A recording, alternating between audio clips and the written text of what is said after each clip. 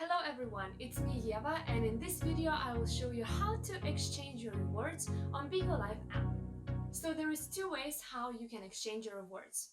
First, you need to go on your profile, press wallet, beans, and then you see exchange diamonds. So if you press exchange diamonds, you need to create your PIN code, and then you can choose the amount of beans you want to exchange to diamonds. And then you can use those diamonds to buy a gift for other streamers, your friends.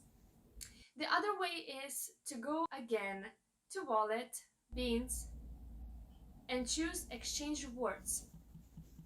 You need to choose your bank. You will fill out the form with your bank details. Again, you need a code.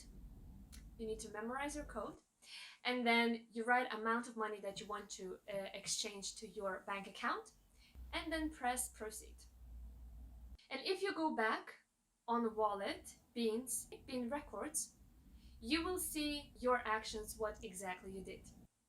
So that's it. I hope you enjoyed my video. I hope it was useful, and write me a comment if you want to know anything else about Bigo Live.